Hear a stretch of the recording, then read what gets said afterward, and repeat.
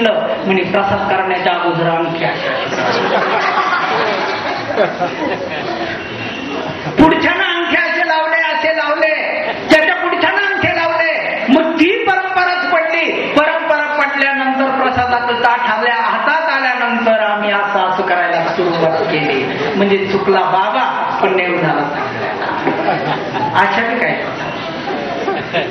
म्हणून सांगण्याचं तात्पर्य असं आहे की माझ्या धर्म बंधूंनो आणि भगिनींनो, नित्यनेमानं जेव्हा आम्ही त्या मंदिरात येऊ, मंदिराची समरस होऊ आणि समरस झाल्यानंतर तिथला आचार विचार काय आहे हा बारकाईनं बघू आणि बारकाईनं बघितल्यानंतर त्यामध्ये समरस होऊ. समरस झाल्यानंतर निश्चित आम्हाला काहीतरी तिथला आचार विचार घेता येईल. म्हणून नाम काय आहे? परमेश्वर तर उद्धारण्याकरता अवतार धारण करतोय. अवतार धरल्यानंतर त्याला जीवाचा उद्धार करायचा आहे. उदाहरण प्रकरण आपल्याला शेवट न्यायचं आहे, ही गोष्ट खरी आहे. आज आपण फक्त 6 ते 6 सूत्रापर्यंत गेलेलो आहे. पण नामाची ताकद. पहिला तुम्हाला राम विजय नावाच्या ग्रंथातला दृष्टांत सांगितला, पण आता गोपालकृष्णाच्या लीलेमधला दृष्टांत आहे. नामाची ताकद. आणि ती नामाची ताकद जर बघायचं म्हटलं तर माझ्या धर्मबंधूंनो, कौरव पांडवाचं युद्ध संपलेलं आहे. आणि कौरव पांडवाचं युद्ध संपल्यानंतर धर्मराजाला असं वाटलं की खूप मोठं काहीतरी माझ्याकडून चूक झालेली आहे. 18 अक्षौहिणी सैन्य मला राजा होण्याकरता बळी गेलेलं आहे. मग ते सैन्याचं प्रायश्चित मला करावं लागेल. माझ्याकडून दोष घडला म्हणून मी एखादा कार्यक्रम ठेवला पाहिजे. धर्मराजानं पूर्वी राजश्व यज्ञ केलेला आहे, आता अश्वमेध यज्ञाची तयारी सुरू झाली. मग कार्यक्रम जर करायचा म्हटल्यानंतर कार्यक्रमाकरता कोणीतरी बाबा बोलवावं लागतात ना. बाबा बोलावल्याशिवाय कार्यक्रम पार पडतो का? नाही. त्यांनी गोपालकृष्णाला बोलवलं आणि गोपालकृष्णाला विचारलं, म्हणे देवा आपल्या घरी कार्यक्रम करायचा आहे, पण त्या कार्यक्रमाकरता एखादे मोठे बाबा आपल्याला बोलवायचे. मोठे बाबा बोलवायचे म्हटल्यानंतर गोपालकृष्णानं सांगितले की बाबा मुळात तर तुम्हाला काहीच लागलेलं नाही. कारण का? तुम्ही माझ्या वचनाला अनुसरलेले आहात. मी युद्ध करायचं सांगितलेलं आहे, तुम्ही माझ्या वचनाला प्रवृत्त झालेले आहात. तुम्ही मला अनुसरलेले आहात. अनुसरल्यानंतर माझ्या आज्ञेचं पालन केलं, तुम्हाला पाप लागलं नाही. मी करून घेतलेले ते तुम्ही नाही. पण कधी कधी गंमत अशी होती, घरच्या सोनारांना कान टोचले का जास्तच दुखतात, बाहेरच्या सोनाराकडून कान टोचून घेतले का मग अजिबात दुखत नाही. गोपालकृष्ण हा त्यांचा नातेवाईक होता. नातेवाईक असल्यानंतर कधी कधी मान्य करीत होते, पण त्या दिवशी नाही जमलं. नाही म्हणे देवा तसं नाही, आपल्याला करावंच लागेल. म्हणे करावं लागेल तर मग एक बाबा घेऊन या. म्हणे बाबा कोणते आणायचे? म्हणे समुद्राच्या बेटामध्ये बकदालबे नावाचे ऋषी बसलेले, त्यांना घेऊन या आणि त्यांच्या हस्ते आपला यज्ञ पूर्ण करून टाका. 5 पांडव 6वी द्रौपदी बकदालबे ऋषीला आणण्याकरता समुद्राच्या बेटामध्ये जाऊन पोहोचले. समुद्राच्या बेटामध्ये पोहोचल्यानंतर बकदालबे ऋषी तिचं ध्यानस्थ बसलेले. धर्मराजे गेले, 2 हात जोडले, बकदालब्याला दंडवत केला आणि सांगितलं, म्हणे बाबा आमच्या घरी कार्यक्रम आहे, कार्यक्रमाकरता या. तेव्हा बाबांनी पहिला प्रश्न विचारला, म्हणे तुमचा कार्यक्रम किती व्हायचे मला सांगा बरं. धर्मराजानं मोकळ्या मनानं सांगून टाकलं, म्हणजे आमचा दुसरा कार्यक्रम आहे. पहिला राजस्व यज्ञ झाला ना, आता अश्वमेध आहे, म्हणजे दुसरा कार्यक्रम आहे. दुसरा कार्यक्रमाकरता तुम्ही चला. बकदालबे ऋषी लालगुंज झाले. ते म्हणतात मी अशा दुसऱ्या तिसऱ्या कार्यक्रमाकरता येत नसतो. तुम्ही आधी 99 कार्यक्रम करून घ्या आणि मग 100व्या कार्यक्रमाकरता माझ्याकडे निमंत्रण द्यायला या. मी तसा काही साधा सुद्धा नाही, 100व्या कार्यक्रमाला येईल. धर्मराजाचं नाव युधिष्ठिर आहे, पण तो धर्म करत होता, धर्मानं राहत होता, म्हणून त्याला धर्मराज म्हणत होते. धर्मराजा मनात म्हणतो बाबा लोक बी मोठे डांबरट असतात बरं का.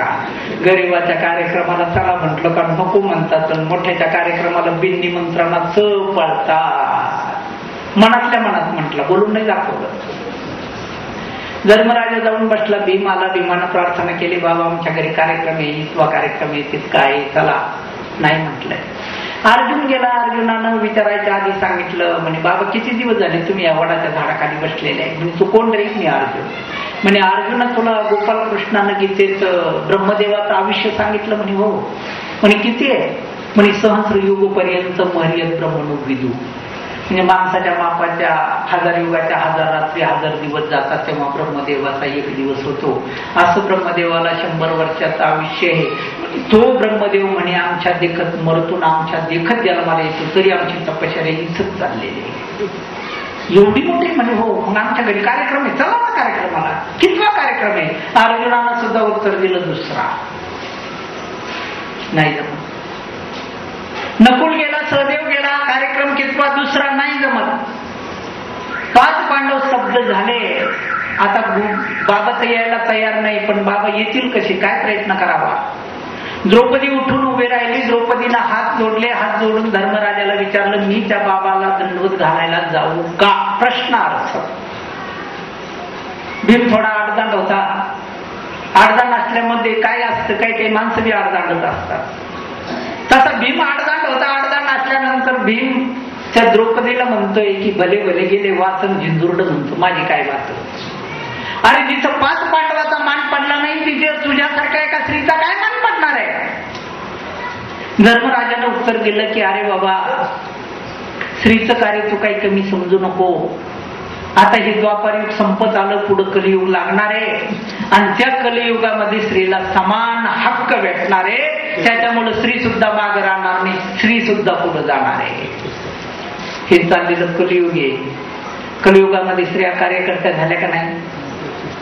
आज भारताचे राष्ट्रपती स्त्री आहे, भारताचे पंतप्रधान स्त्री होऊन गेले. तुमच्या मांडीला मांडी लावून कार्य करते. जिथं तुम्ही काय करायचं म्हणतात तिथं स्त्री सुद्धा करू शकते.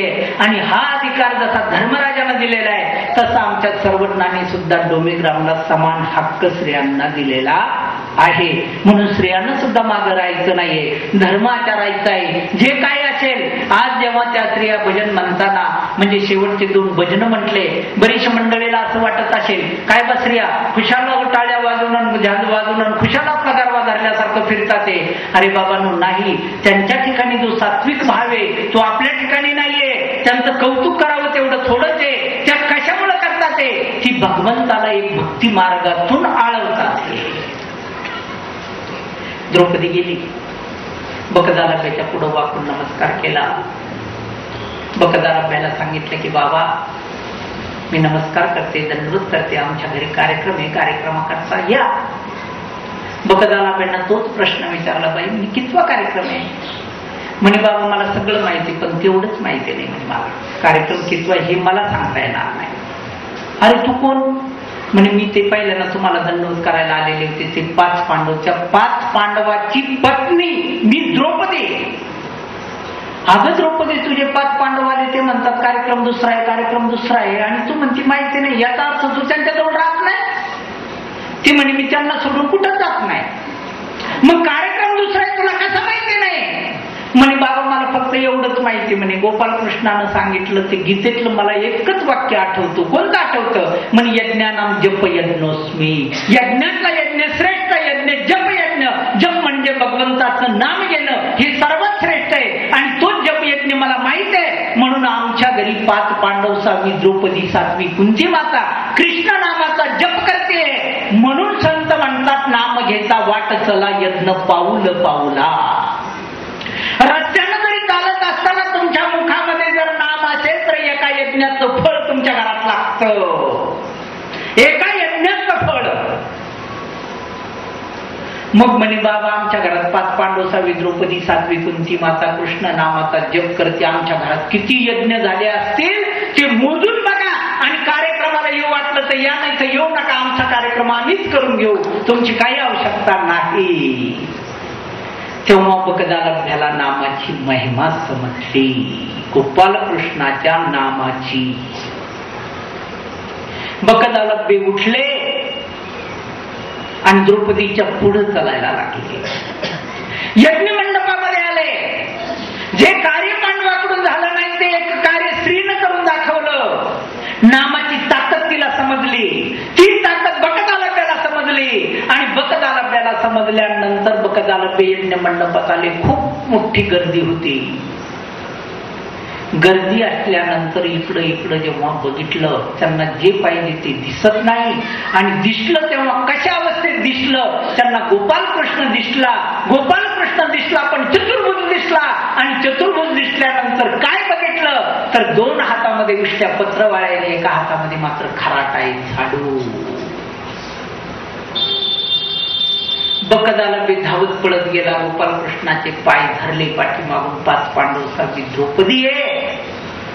तेव्हा बकदालंबी म्हणतात, अरे धर्मा, एवढा मोठा यज्ञ कशा करता रे?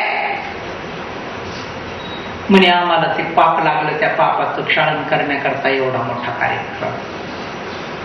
तेव्हा बकदालंब्यानं सांगितले की अरे बा, 100 यज्ञ जर केले तर इंद्र देवतेचं पावन होतं. 100 यज्ञ केले तर कोणाचं पावन होतं? इंद्र देवतेचं. कोट्यावधी जर यज्ञ केले ज्याचे पाय तुम्हाला दिसणार नाही, तो जर आज तुमच्या यज्ञ मंडपात पत्रवाळ्या उचलतो तर तुम्हाला यज्ञ करण्याची आवश्यकता नाही. तेव्हा धर्मराजाला समजलं. मी सांगितलं की घरच्या सोनारांना कान टोचले तर दुखतात, पण बाहेरच्या सोनारांना कान टोचले तर अजिबात दुखत नाही.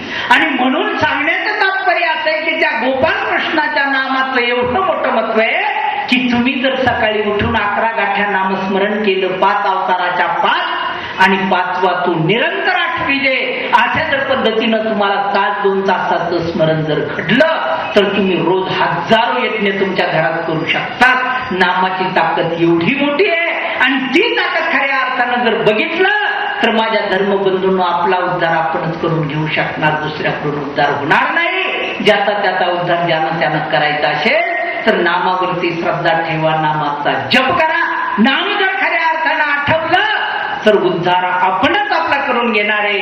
म्हणून माझ्या धर्मबंधूंनो, अशा प्रकारचं जे उद्धरण आहे उद्याच्या कार्यक्रमामध्ये तुम्हाला थोडी धावती झलक का होईना, परंतु प्रत्येक सूत्राचा थोडा थोडा भावार्थ देऊन आपण कशा तरी पद्धतीनं तिथपर्यंत जाऊन पोहोचू म्हणून झालेली सेवा सर्वज्ञ श्री चक्रधर स्वामींच्या चरणी अर्पण करतो.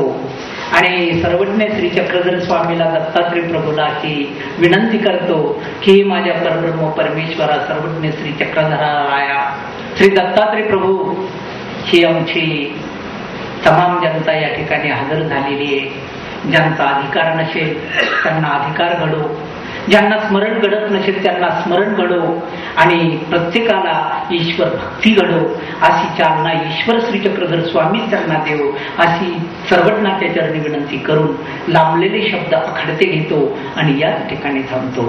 सर्वज्ञ श्री